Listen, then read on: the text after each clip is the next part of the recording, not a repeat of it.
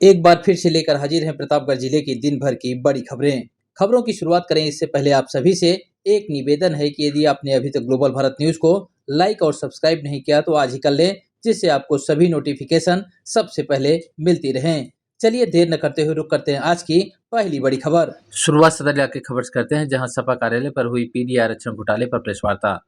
बता दें कि प्रतापगढ़ के मीरा भवन स्थित सपा कार्यालय में मंगलवार को विधायक डॉक्टर आर के वर्मा और विधायक राम सिंह पटेल ने संयुक्त प्रेस वार्ता की। उन्होंने प्रदेश सरकार पर भर्ती परीक्षाओं में आरक्षण नियमों की अनदेखी का आरोप लगाया।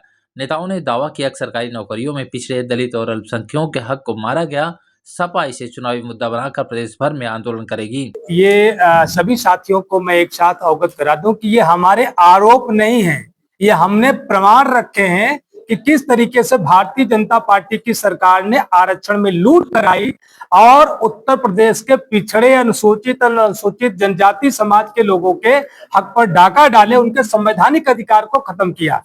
हमने इसीलिए अलग अलग विभाग का डेटा दिया कि 69,000 शिक्षक भर्ती हो, चाहे जूनियर हाई स्कूल में प्रधानाध्यापकों की भर्ती हो, चाहे लेखपाल की भर्ती हो, चाहे ग्राम विकास अधिकारी की भर्ती हो, चाहे मेडिकल अफसर की भर्ती हो, चाहे स्वास्थ्य शिक्षा अधिकारियों की भर्ती हो, चाहे वो क्लर्क की भर्ती हो, चाहे एग्रीकल्चर इंस्टीट्यूट में भर्ती हो, सभी भर्तियों में, चाहे वो बड़े आयोग के द्वारा भर्ती की गई है या UPSSC के द्वारा भर्ती की गई है, हर एक भर्ती में बड़े पैमाने पर जो पिछड़े समाज को 27% का जो कोटा है, 27% के कोटे की जगह पर कहीं पर 10%, कहीं पर 69,000 में तो 3.86% दिया गया। और जो आप जूनियर हाई स्कूल के जो प्रधानाध्यापकों की भर्ती में पाएंगे तो 10% के नीचे। तो ज्यादातर विभागों में पिछड़े समाज और अनुसूचित समाज, अनुसूचित जनजाति समाज के लोगों की जो कोटा,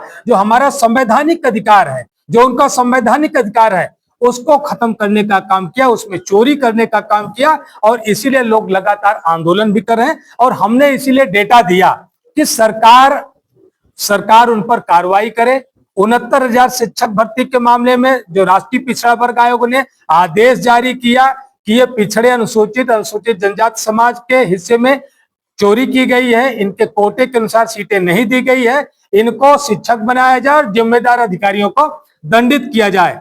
लेकिन आज तक सरकार ने नहीं किया। लगभग उसमें 10,000 से ज्यादा अभ्यर्थी वंचित किए गए, लेकिन सरकार ने आज तक नहीं किया। न्यायालय का आदेश आया, इलाहाबाद हाईकोर्ट का आदेश आया, उस आदेश का भी पालन उत्तर प्रदेश की भारतीय जनता पार्टी की सरकार ने न्यायालय के भी आदेश का पालन नहीं किया। इसलिए हमने लगातार जो 22 विभागों में जो भर्तियां हुई हैं, वो लोक सेवा आयोग से लेकर के UPSSC तक के सभी भर्तियों का ब्यौरा हमने आपके सम्मुख रखा। एक एक विभाग में भारतीय जनता पार्टी की सरकार पिछड़े, अनुसूचित समाज के हक पर डकैती डालने का काम करे, इसीलिए पेश किया।